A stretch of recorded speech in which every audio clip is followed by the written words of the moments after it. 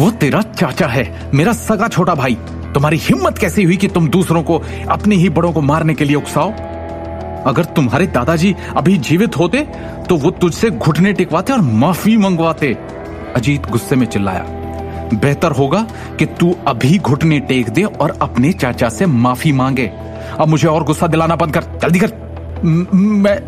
मैं करण मुश्किल से एक शब्द ही बोल सका क्योंकि उसे बहुत अपमान सहना पड़ा था। इस बिंदु पर वो छेद में गोता लगाना चाहता था और अनंत काल के लिए खुद को छिपाना चाहता था। हालांकि अपने पिता की ठंडी निगाहों के सामने करण ने सोचा कि अगर रिकॉर्डिंग को सार्वजनिक किया गया तो उन्हें गंभीर परिणाम भुगतने होंगे। इस प्रकार उसने अपने दांत पीस लिए और अपने घुटनों के बल बैठ गया और आत्मसमर्पण किया। उस समय करण ने अपमान से भरे चेहरे के साथ घुटने टेक दिए। उसने अपना सिर नीचे कर लिया और दृष्टि और उसके परिवार को देखने की हिम्मत नहीं की। जैसे ही उसने दृष्टि और उसके परिवार के सामने घुटने टेके, उसके मन में खुद को वहीं और वहीं मारने की ललक हुई। चुप क्यों बैठा है? तुझे नहीं पता क्या और कैसे बोलना है? अजीत ने जमकर कहा। एक गहरी सांस लेने के बाद करण ने अपने निचले होंठ को कुतरते हुए कहा, अंकल, आंटी, ये सब मेरी गलती थी, मुझे खेद है। यह दृश्य देखकर शिवम के मुंह का कोना कोना संतुष्टि से भर गया। अखिल और उसकी पत्नी इस जीत से खुश थे और दृष्टि को लगा जैसे उसके कंधों से एक बड़ा बोझ उतर गया हो। यह दृश्य बहुत ही संतोषजनक था। इस करण ने न जाने कितनी ही बार उन लोगों का उपहास किया था और पता नहीं उसने कितनी बार उसके परिवार के खिलाफ साजिश रची थी। हालांकि उसने कभी भी इस दिन के आने की उम्मीद नहीं की थी। इसे भूल जाओ, इसे भूल जाओ, जल्दी करो और खड़े हो जाओ। हम सभी नारंग परिवार से हैं। इस बिंदु पर तुम मुझे और शर्मिंदा मत करो करण बेटा, अखिल ने शांति से कहा, क्योंकि वो चीजों को सुचारू करने की कोशिश कर रहा था। फिर वो खड़ा हुआ और करण को ऊपर उठाने में मदद करने की कोशिश की।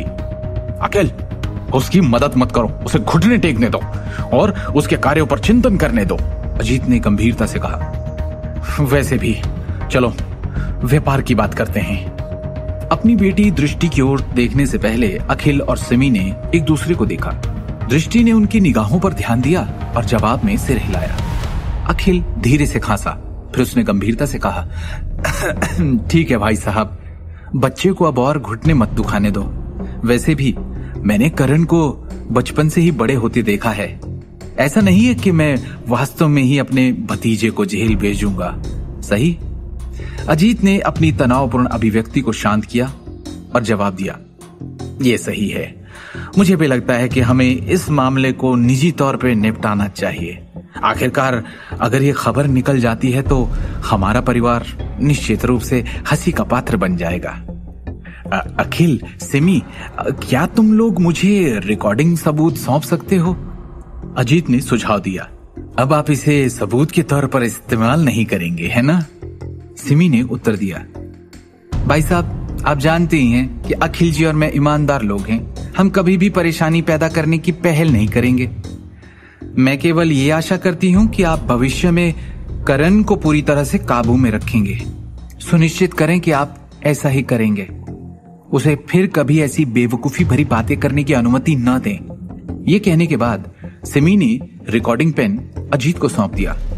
अजीत ने रिकॉर्डिंग पेन लिया और करण की मदद करने से पहले राहत की सांस ली। मेरे भाई, सिमी, तुम लोग निश्चिंत रह सकते हो। मैं वादा करता हूं कि ऐसा फिर कभी नहीं होगा। मैं हमेशा इस करण पर अपनी नजर रखूंगा, अजीत ने आत्मविश्वास से कहा। उस मामले में मैं करण को हमेशा नियंत्रण में रखूंगा। ध्यान रखना भाई साहब। सिमी की आंखें गर्व के भाव से चमक उठी। अजीत और उसका बेटा उदास होकर दरवाजे से बाहर चले गए। हालांकि जैसे ही उन्होंने दरवाजे से बाहर कदम रखा, उनके चेहरे झुलस गए। आज दृष्टि और उसके परिवार को अपना चेहरा दिखाकर उन्हें बहुत अपमान सहना पड़ा। उन्हें इस तरह की शर्मिंदगी इससे पहले कभी नहीं झेलनी पड़ी थी। नारंग निवास से बाहर निकलने के बाद अजीत नारंग गुस्से से आग बबूला हो गया और उसने तुरंत अपने हाथ में रिकॉर्डिंग पेन को टुकड़ों में तोड़ दिया। आगे की कहानी जानने के लिए देखिए अगला एपिसोड सिर्फ पॉकेट एफएम के यूट्यूब चैनल पर, और शिवम द हिडन वॉरियर के सारे एपिसोड्स को सुनने के लिए डिस्क्रिप्शन में दी लिंक से डाउनलोड करें पॉकेट एफएम ऐप।